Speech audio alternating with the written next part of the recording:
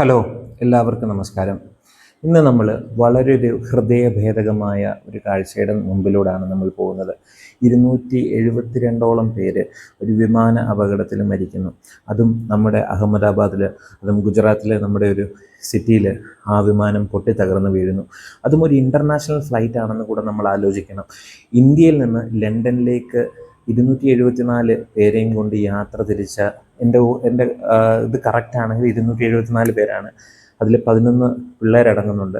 ഇവരെയും കൊണ്ട് യാത്ര തിരിച്ച ഈ ഫ്ലൈറ്റ് താഴെ വീണെങ്കിൽ, അതും എയർ ഇന്ത്യയുടെ അതും പ്രസ്റ്റീജിയസ് റൂട്ടാണത്. ആ റൂട്ടിലെ ഒരു ഫ്ലൈറ്റാണ് താഴെ വീണത്. അപ്പോൾ ഇതിനു മുൻപും എയർ ഇന്ത്യയിൽ ഞാൻ യാത്ര ചെയ്തിട്ടുണ്ട്. എയർ ഇന്ത്യയിലെ അനുഭവം വളരെ മോശമായിരുന്നു. കാരണം ഇവിടുന്ന് ഷാർജ ബൗണ്ട് ഫ്ലൈറ്റ് അല്ലെങ്കിൽ ദുബായ് ബൗണ്ട് ഫ്ലൈറ്റിലേക്ക് നമ്മൾ കയറുന്ന സമയത്ത്, അപ്പോൾ നിങ്ങൾ പറയും അത് എയർ ഇന്ത്യ എക്സ്പ്രസ് അല്ലേ? അപ്പോൾ എയർ ഇന്ത്യ എക്സ്പ്രസ് ആണെങ്കിലും എയർ ഇന്ത്യ ആണെങ്കിലും ഇതിൻ്റെയൊക്കെ മാനേജ്മെൻറ്റ് ഒന്നിൻ്റെ കീഴിലാണ് അല്ലെങ്കിൽ ഒരു അണ്ടറിലാണ് വരുന്നതെന്ന് ഞാൻ വിചാരിക്കുന്നു. ഇതിനൊക്കെയും DGCA അപ്രൂവലും അതേപോലെ കാര്യങ്ങൾ ഏവിയേഷൻ്റെ എല്ലാ മാനദണ്ഡങ്ങളും പാലിച്ചാണ് എല്ലാ ഫ്ലൈറ്റുകളും ഓടുന്നത്. അപ്പം ഇത്രയും ഒരു അപകടം നമ്മുടെ നാട്ടിൽ നടക്കുമ്പോൾ നമ്മുടെ ആ ഒരു എയർലൈനിൻ്റെ ക്വാളിറ്റിയെ പറ്റി നമ്മളൊന്ന് ആലോചിച്ച് നോക്കിയാൽ മതി. കാരണം ഞാനിതിന് മുൻപ് യാത്ര ചെയ്തിട്ടുള്ളത് 18 മണിക്കൂർ യാത്ര ചെയ്തിട്ടുള്ളത് ഒന്ന് ജെറ്റ് എയർവേസിലായിരുന്നു. പക്ഷേ ജെറ്റ് എയർവേസ് ഞാനിവിടുന്ന് 2018 ഞാനിവിടുന്ന് തിരുവനന്തപുരത്ത് നിന്ന് മുംബൈയിലേക്ക് യാത്ര ചെയ്യുന്ന സമയത്ത് ജെറ്റ് എയർവേസിൻ്റെ തന്നെ ഡൊമസ്റ്റിക് ഫ്ലൈറ്റ് അന്ന് ഞാൻ വളരെ പേടിച്ചു പോയതാണ്. പക്ഷേ അത് കഴിഞ്ഞിട്ട് ലാൻഡ് ചെയ്ത് ഇൻ്റർനാഷണൽ ബൗണ്ട് ഫ്ലൈറ്റിൽ ലണ്ടനിലേക്കുള്ള ഹീത്രോയിലേക്കുള്ള ഫ്ലൈറ്റ് ഞാൻ എടുത്ത സമയത്ത് യാതൊരു വിധത്തിലുള്ള കുഴപ്പവും ഞാൻ ഫീൽ ചെയ്തിട്ടില്ല. പക്ഷേ അത് കഴിഞ്ഞിട്ട് എയർ കാനഡ എടുത്തപ്പോഴും എനിക്ക് കുഴപ്പമൊന്നും ഉണ്ടായിട്ടില്ല. അവിടുന്ന് പിന്നെ കാനഡയിൽ നിന്ന് തിരിച്ചു വന്നപ്പോഴും എമിറേറ്റ്സിൻ്റെ ഫ്ലൈറ്റിലാണ് ഞാൻ പോയിട്ടുള്ളത്. എമിറേറ്റ്സിൻ്റെ ഫ്ലൈറ്റിൽ പോയിട്ടുള്ളപ്പോഴും യാതൊരു പ്രശ്നവും ഞാൻ ഫീൽ ചെയ്തിട്ടില്ല. കാനഡയിൽ തന്നെ ഞാൻ കാനഡയിൽ ടൊറൻഡോ എന്ന് പറയുന്ന സിറ്റിയിൽ നിന്ന് തണ്ടർബേയിലേക്കും അതേപോലെ കാൽഗറിയിലേക്കും ഒക്കെയും പോയ സമയത്തും ഞാൻ അവിടെ ഓട്ടോറിക്ഷയെക്കാട്ടിലും കഷ്ടമായിട്ടുള്ള ഫ്ലൈറ്റിൽ പോയിട്ട് പോലും അവിടുത്തെ ഫ്ലൈറ്റിൻ്റെ ആക്സിഡൻസ് റേറ്റ് കുറവാണ്. അപ്പോൾ നമ്മുടെ നാട്ടിൽ ഇപ്പം ഇപ്പോൾ ഷിപ്പിൻ്റെ അപകടം നടക്കുന്നു, എയർലൈനിൻ്റെ അപകടം നടക്കുന്നു. ഈ വക അപകടങ്ങൾ നമുക്ക് ഒഴിവാക്കാൻ പറ്റുന്ന മാൻ മെയ്ഡ് എറേഴ്സാണ്. അതായത് നമ്മളുടെ മാൻ മെയ്ഡ് എറേഴ്സ് നമ്മൾ ഒഴിവാക്കാൻ പറ്റിയാൽ എന്തുകൊണ്ട് എമിറേറ്റ്സിനോ അല്ലെങ്കിൽ എത്തിഹാദിനോ ഖത്തർ എയർവേസിനോ അല്ലെങ്കിൽ മറ്റുള്ള ഇൻ്റർനാഷണലി ക്വാളിഫൈഡ് എയർലൈൻസിന് യാതൊരു വിധത്തിലുള്ള കുഴപ്പങ്ങളുമില്ല? ഇത് നമുക്ക് മാത്രമേ ഉള്ളൂ ഈ കുഴപ്പങ്ങളെല്ലാം, നമ്മളുടെ നാട്ടിൽ മാത്രമേ ഈ കുഴപ്പങ്ങളെല്ലാം നടക്കുന്നുള്ളൂ. അപ്പം ഞാനിതിനെ ഇപ്പം വിമർശിക്കാനോ അല്ലെങ്കിൽ ഒന്നും വന്നതല്ല.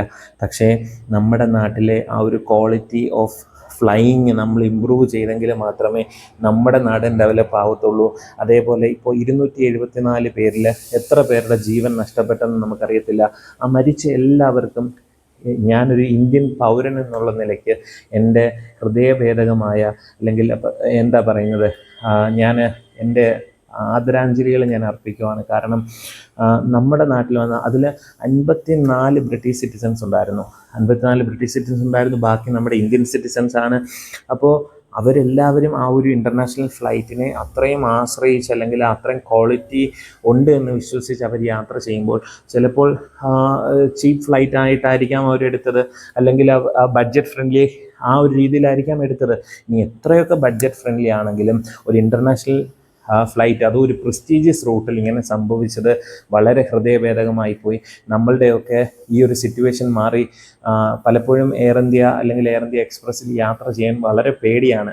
അങ്ങനെയുള്ള ഫ്ലൈറ്റുകൾ ഇന്ത്യൻ എയർലൈൻസുകളിൽ പലപ്പോഴും യാത്ര ചെയ്യാൻ പേടിയാണ്. പലപ്പോഴും നമ്മൾ ഏറ്റവും കൂടുതൽ വിശ്വാസം അർപ്പിക്കുന്നത് മറ്റ് രാജ്യങ്ങളിലെ ഫ്ലൈറ്റാണ്. ഈവൻ ശ്രീലങ്കൻ എയർലൈൻസിന് പോലും നമുക്ക് പേടി തോന്നത്തില്ല, നമ്മൾ യാത്ര ചെയ്യും. പക്ഷേ നമ്മുടെ ഇപ്പോഴത്തെ ഈ ഒരു അവസ്ഥയിലൂടെ നമ്മൾ പോകുമ്പോൾ നമ്മൾ വീണ്ടും എത്രയോ ഇമ്പ്രൂവ് ആവേണ്ടിയിരിക്കുന്നു, അല്ലെങ്കിൽ നമ്മുടെ രാജ്യത്തെ ആ ഒരു സിറ്റുവേഷൻ നമ്മളത് മാറേണ്ടിയിരിക്കുന്നു എന്ന് അത് ആലോചിക്കുമ്പോൾ വളരെ സങ്കടകരമാണ്. എന്തായാലും നമ്മുടെ അതോറിറ്റീസ് ഇതിനകത്ത് നടന്നത് എന്തായിരുന്നാലും അത് അന്വേഷിച്ച് അതിനൊരു തീരുമാനത്തിന് എത്തി അതിനൊരു മറുപടി അല്ലെങ്കിൽ നഷ്ടപ്പെട്ട ആർക്കും നമുക്ക് ജീവൻ തിരിച്ചു കൊടുക്കാൻ പറ്റത്തില്ല. പക്ഷെ നമുക്ക് ചെയ്യാൻ പറ്റുന്നൊരു കാര്യമുണ്ട്. ഇനിയും ഇങ്ങനെ ഒരു മാൻമെയ്ഡ് എറർ നടക്കാതെ, അല്ലെങ്കിൽ ഇതിലെന്താണ് സംഭവിച്ചത്, പൈലറ്റിൻ്റെ കുഴപ്പമാണ്, ഇതൊന്നും ഒരു റിപ്പോർട്ട് പോലും വന്നിട്ടില്ല. പക്ഷേ പലതും ഒഴിവാക്കാൻ പറ്റുന്നത് നമുക്ക് പലതും ഒഴിവാക്കാൻ പറ്റും. എങ്കിലും ദൈവം ഒരു കാര്യം നിശ്ചയിച്ചിട്ടുണ്ട്, അതേ നടക്കത്തുള്ളൂ എന്ന് ഞാനും വിശ്വസിക്കുന്നു. അപ്പോൾ ഈ മരിച്ച എല്ലാവർക്കും ഒരു ഇന്ത്യൻ പൗരൻ എന്നുള്ള നിലയ്ക്ക് എൻ്റെ ഹൃദയഭേദകമായ ആദരാഞ്ജലികൾ ഞാൻ അർപ്പിക്കുന്നു.